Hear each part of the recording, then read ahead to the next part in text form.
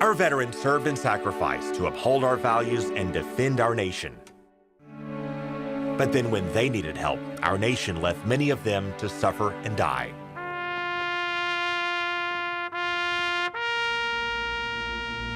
Why do they do this? Records show 307,000 veterans may have died waiting for access to VA health care. They just let you down. And by waiting for access, we mean they could not even get enrolled in the system. Total betrayal from our government. And vets who do get enrolled say the wait times to see their doctors are ridiculous. They gave me an appointment like 6 months down the road, but before that 6 months got there, they would call me and say, well, we had to cancel because of something, whatever.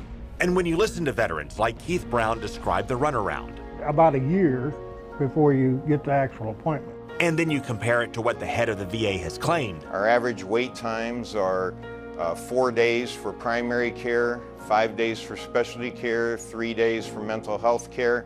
Something does not add up. Oh no, we don't ever do that.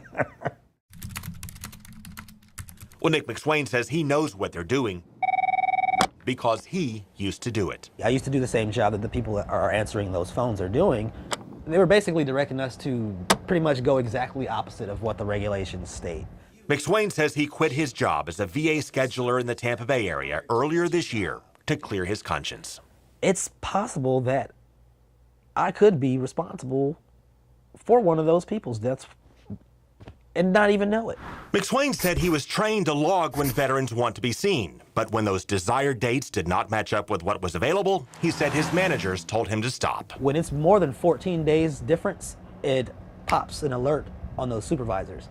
And what the supervisors were doing, not all of them, what they were doing, they would come, hey, why'd you put that as the desired date? Well, that's what the patient wanted, and that's how we were trained. Oh, well, no, don't do it like that.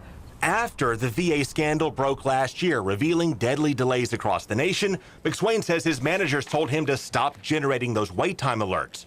He says they told him to ignore the veterans' requests, book whatever's available, and claim that's what the veterans wanted, even if it's months down the road. When it says, what is the patient's desired date? Instead of using that date, we use the date of the appointment that we actually give them. That way, it shows no gap.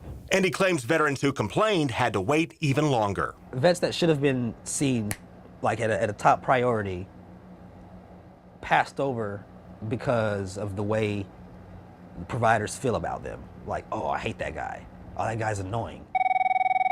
And in the call centers, McSwain said his former coworkers made them wait even more by evading the hold alert. They've implemented a system to where if you sit on hold for too long, it'll give you the option to request a callback.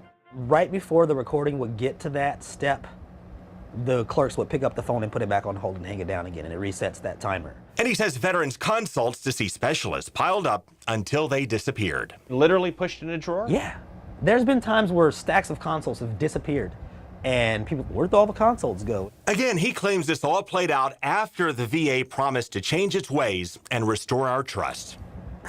And as he thinks back on his time as a VA scheduler, Nick McSwain breaks down in tears. For them to come back here and be treated like that at really the only place that they have. Because he cannot stop thinking about the ailing vets who trusted them. Oh my God, how could you do that?